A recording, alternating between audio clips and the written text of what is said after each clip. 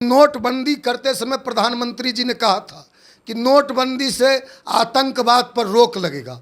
धारा 370 हटाया, कहा कि 35A आर्टिकल हटेगा तो आतंकवाद का समाप्ति हो जाएगा। आदरणीय नरेंद्र मोदी जी, इसकी जिम्मेवारी कौन लेगा? इंटेलिजेंस फेल्यूर आपका है। क्या मजबूरी है नीतीश कुमार जी को? जब जब प्रधानमंत्री जी आते हैं, जब जब बिहार प्रधानमंत्री जी दौरे पे आते हैं, तब तब नीतीश कुमार जी मन से कसम खाते हैं। उनको कौन मजबूर कर रहा है? कौन कह रहा है कि आप तेजस्वी यादव के साथ जाइए या राष्ट्रीय जनता दल के साथ जाइए? आपको ही अबोध, आप तो इतने बड़े सीजन्ड पॉलिटिशियन हैं, इतना बड़ा आपका पॉलिटिकल आपका जीवन है बड़ा, आपको कौन मजबूर कर सकता है? आपको ललन सिंह कैसे मजबूर कर सकते हैं? आपको विजेंद्र यादव जी कैसे मजबूर कर सकते हैं?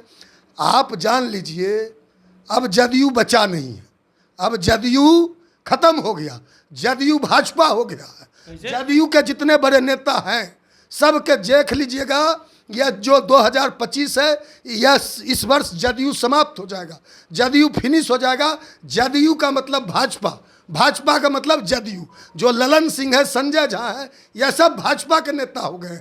पूरा देश गुस्से में तेजस्वी का साथ देने उतरेंगे कैंडल मार्च?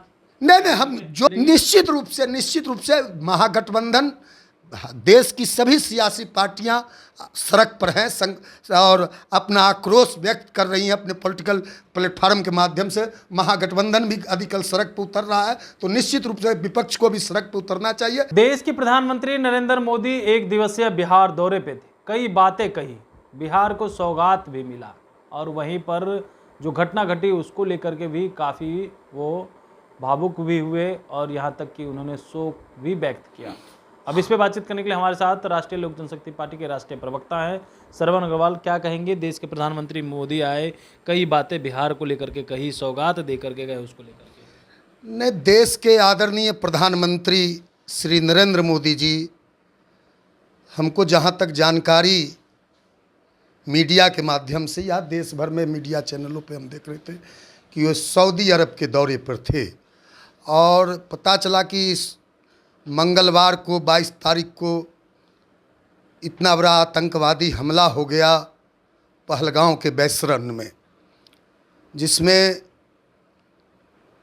आतंकी हमले में 28 निर्दोष देश के लोगों का खून बहा जाने चली गई। उसमें एक कश्मीर का वहाँ स्थानीय पहलगांव का जो यात्रियों को घोड़ा पर बैठाकर सवारी कराता था, जिसका नाम, उस घुड़सवार का नाम है सैयद हुसैन शाह, आदिल नाम है, वह भी आतंकवादियों से, जो हमारे हिंदू पर्यटक थे उनको बचाने के लिए आतंकवादियों से लड़ता रहा और वह भी आतंकवादियों के गोलियों से छलनी हो गया, उसको भी मौत के घाट उतार दिया गया। और पहली बार हम देख रहे हैं पूरा देश गुस्सा में है, पूरे देश के लोग आक्रोशित हैं, पूरे देश के लोगों का खून खौल रहा है। और ख़ास करके पहली बार हमने कमलेश जी देखा कि कश्मीर और श्रीनगर में और घाटी का जो इलाका है, पहलगांव का घाटी का जितना श्रीनगर का वैली का इलाका है, जितने भी वहाँ मुसलमान हैं पूरे श्रीनगर के सारे लोग पाकिस्तान के खिलाफ सड़क पर उतर गए हैं। पूरा कश्मीर, वहाँ के मुसलमानों ने, हुर्रियत ने, जितने भी वहाँ पॉलिटिकल पार्टियां हैं श्रीनगर की वैली में, सारे लोग आतंकवाद के खिलाफ, आतंकियों के खिलाफ पहली बार 35-40 वर्ष के में हमने पहली बार देखा कि चाहे महबूबा मुफ्ती हो, चाहे हुर्रियत के लोग हों, चाहे स्थानीय मुसलमान नौजवान हों, सारे के सारे लोग पाकिस्तान मुर्दाबाद के नारे लगा रहे हैं। सारे के सारे देश के मुसलमान, कश्मीर के मुसलमान नरेंद्र मोदी जी से आग्रह कर रहे हैं कि आप 56 इंच का सीना दिखाइए, 56 इंच का आपका सीना, और पाकिस्तान को करारा जवाब दीजिए। जो यह कायराना हमला पाकिस्तान के ओर से आतंकियों को भेज के कराया गया, 28 भारतीयों की जान चली गई, तो यह तो दे दिए ना पाकिस्तान को मोदी जी ने, सिंधु समझौता रद्द कर दिया। जो पाकिस्तानी नागरिक है उनको बोल दिया गया है 48 घंटे के अंदर भारत खाली कर दीजिए, तमाम चीज तो कर दिया मोदी नहीं, ने। पहले भी आदरणीय नरेंद्र मोदी जी ने कहा था, पहले भी नरेंद्र मोदी जी ने कहा था कि नोटबंदी किया था, और नोटबंदी करते समय प्रधानमंत्री जी ने कहा था कि नोटबंदी से आतंकवाद पर रोक लगेगा। धारा 370 हटाया, कहा कि 35A आर्टिकल हटेगा तो आतंकवाद का समाप्ति हो जाएगा। आदरणीय नरेंद्र मोदी जी, इसकी जिम्मेवारी कौन लेगा?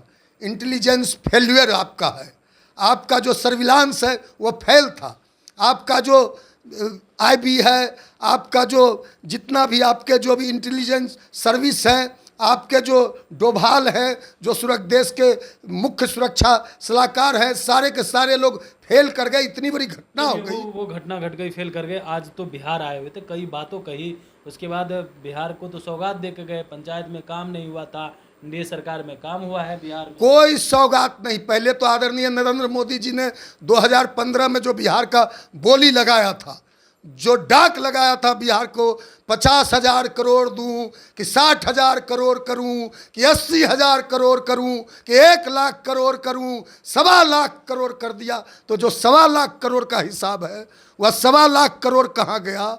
विकास के किस काम में वह 1.25 लाख करोड़ आपने दिया, उसका हिसाब तो दीजिए। खुश तो थे नीतीश नहीं, कुमार, अरे नीतीश कुमार खुश हैं, कह रहे काम हुआ एनडीए सरकार। आपने पूरे बिहार के जितने पंचायत के पदाधिकारी हैं, जो बिहार के पंचायती राज के पदाधिकारी हैं, BDO है, CO है, कर्मचारी हैं, DM है, ADM है, SDO है, सारे के सारे लोगों को लगा दिया था नरेंद्र मोदी जी की रैली को सफल बनाने में। सारे के सारे लोग भर भर के सारे बिहार, यह जो रैली आज हुई है, ये सारे के सारे बिहार सरकार के, बिहार के जनता के पैसों से, जनता के पैसे का दुरुपयोग हुआ है प्रधानमंत्री जी की रैली में। भारतीय जनता पार्टी का जो अकाउंट है, भारतीय जनता पार्टी का जो खाता है, उसमें से आप खर्च करके रैली करते।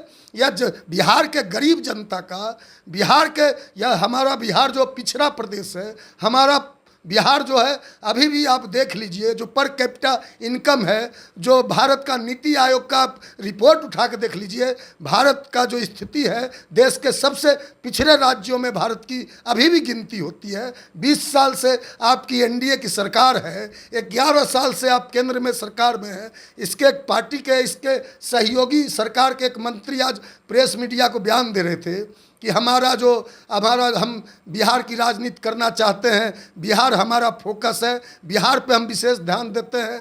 दिल्ली और बम्बई जब हम जाते हैं और दिल्ली बम्बई जब घूमते हैं, वहाँ जो चकाचौंध चमचमाता हुआ बड़ा बड़ा महल देखते हैं, आलीशान बड़ा बड़ा बिल्डिंग देखते हैं, और देखते हैं तो बिहार का पलायन, तो 11 साल से आपकी सरकार है, पलायन कौन रोकेगा? 20 साल से नीतीश कुमार जी की सरकार है, एनडीए की सरकार है। तो आपकी इशारा चिराग पासवान की तरफ है। निश्चित रूप से आप कहते हैं, आप यह सवाल किससे, आप जो मीडिया को बोल रहे हैं, तो यह सवाल आप नरेंद्र मोदी जी से क्यों नहीं करते कि आप जब चुनाव आता है, नरेंद्र मोदी जी उड़ीसा का चुनाव आता है तो उड़ीसा में कि भारतीय जनता पार्टी को वोट दीजिए, कमल का बटन दबाइए, उड़ीसा को देश का नंबर 1 राज्य बना देंगे। छत्तीसगढ़ में चुनाव होता है, छत्तीसगढ़ जाते हैं, भाजपा को वोट दीजिए, कमल को वोट दीजिए, छत्तीसगढ़ को देश का सबसे विकसित राज्य बना देंगे। मध्य प्रदेश में चुनाव होता है, वहाँ नरेंद्र मोदी जी जाते हैं कि भाजपा को वोट दीजिए, कमल को वोट दीजिए, देश का सबसे विकसित राज्य बना देंगे। राजस्थान जाते, जहाँ जहाँ जाते हैं आप, जहाँ जहाँ चुनाव आता है, जब चुनाव आता है, आप आते हैं, कहते हैं बिहार को सबसे विकसित राज्य बना देंगे। 20 साल से तो आपको, 20 साल से बिहार की जनता ने एनडीए को अवसर दिया है। 17-18 वर्ष, साल 2 साल यदि छोड़ दीजिए नीतीश कुमार जी जो पलटी मार। वही बात तो नीतीश कुमार ने कहा कि हमसे गलती हो गई थी, आरजेडी के साथ चले गए थे, और उसमें भी इशारा ललन सिंह की तरफ किया। उन्होंने कहा कि इनके वजह से चले गए, नहीं तो एनडीए के साथ रह करके तो बिहार में हम विकास कर रहे थे और बेहतर विकास हो रहा है। नहीं, कोई विकास नहीं हो रहा है बिहार में, जो विकास होना चाहिए। एक भी बता दी, मानते हैं कि ललन सिंह की वजह से गलती की है नीतीश कुमार? आप पहले तो वो, इसके पहले वो विजेंद्र यादव जी का नाम लेते थे, जो बिहार के ऊर्जा मंत्री हैं। विजेंद्र बाबू के और इशारा करके कहते थे कि विजेंद्र यादव जी ने, इन लोगों ने हमको मजबूर कर दिया, हम चले गए, उधर चले गए। कभी तो जब भाजपा में गए तो बोले कि भाजपा मतलब 20 से बड़का झुट्टा पार्टी, मिट्टी में मिल जाएंगे, हमसे गलती हो गई। अब जब यह क्या मजबूरी है नीतीश कुमार जी को, जब प्रधानमंत्री जी आते हैं, जब बिहार प्रधानमंत्री जी दौरे पे आते हैं, तब नीतीश कुमार जी मन से कसम खाते हैं। उनको कौन मजबूर कर रहा है? कौन कह रहा है कि आप तेजस्वी यादव के साथ जाइए या राष्ट्रीय जनता दल के साथ जाइए? आपको ही अबोध, आप तो इतने बड़े सीजन्ड पॉलिटिशियन हैं, इतना बड़ा आपका पॉलिटिकल आपका जीवन है बड़ा, आपको कौन मजबूर कर सकता है? आपको ललन सिंह कैसे मजबूर कर सकते हैं? आपको विजेंद्र यादव जी कैसे मजबूर कर सकते हैं? आप जान लीजिए अब जदयू बचा नहीं है, अब जदयू खत्म हो गया, जदयू भाजपा हो गया है। जदयू के जितने बड़े नेता हैं सबके देख लीजिएगा, यह जो 2025 है, यह इस वर्ष जदयू समाप्त हो जाएगा, जदयू फिनिश हो जाएगा। जदयू का मतलब भाजपा, भाजपा का मतलब जदयू। जो ललन सिंह है, संजय झा है, यह सब भाजपा के नेता हो गए, नरेंद्र मोदी जी के प्रचारक हो गए। जिस तरह 1 महीना से ललन सिंह जी, संजय झा जी लगे हुए थे, एकदम घूम रहे थे नरेंद्र मोदी जी की रैली। सरवन जी, आपका गुस्सा खूब देखने को मिल रहा है। कल तेजस्वी जी सड़क पे उतरने वाले हैं पहलगाम में जो घटना घटी, क्या श्रवण अग्रवाल और पशुपति पारस तेजस्वी का साथ देने के लिए सड़क पर उतरेंगे? उन जिनकी जो इन परिजनों के साथ ये घटना घटी है वो लोग भी काफ़ी दुखी हैं और पूरा देश मर्माहत है इसको लेकर। नहीं, इसमें आदरणीय पशुपति कुमार पारस जी और श्रवण का क्या सवाल है? पूरा देश सड़क पर है, पूरा देश गुस्से में है। तेजस्वी का साथ देने उतरेंगे कैंडल मार्च? नहीं, हम जो निर्दोष मारे गए हैं, जो निर्देश जिस महिला के हाथ की मेहंदी भी नहीं सूखी थी। अग्रवाल जी, सवाल वो नहीं है, सवाल मेरा सीधा है, एक बार फिर से सुन लीजिए।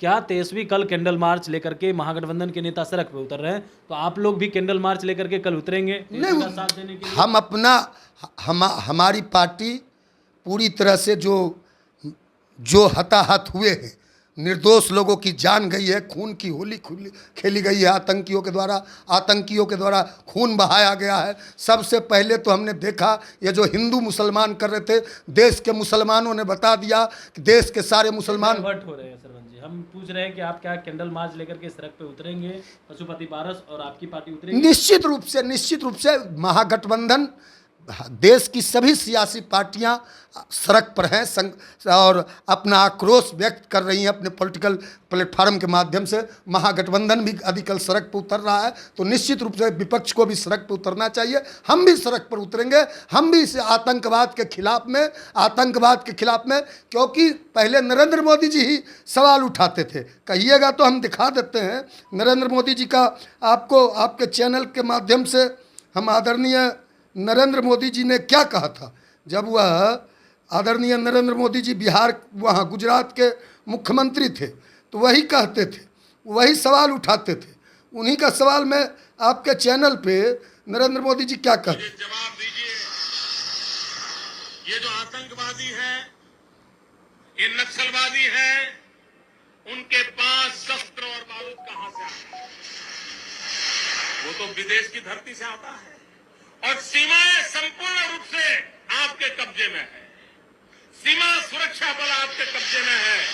मैंने इनको दूसरा सवाल पूछा, हमने कहा आतंकवादियों के पास धन आता है, हवाले से आता है, पूरा मनी ट्रांजैक्शन का कारोबार भारत सरकार के कब्जे में है, आरबीआई के अंडर में है, बैंकों के माध्यम से होता है। क्या आप प्रधानमंत्री, आप इतनी निगरानी नहीं रख सकते कि ये जो धन विदेश से आकर के आतंकवादियों के पास जाता है आपके हाथ में है, आप उसको क्यों नहीं रोकते? मैंने तीसरा सवाल उनको पूछा कि विदेशों से घुसपैठ ही आते हैं, घुसपैठ ही आतंकवादियों के रूप में आते हैं, आतंकवादी घटनाएं करते हैं, भाग जाते हैं।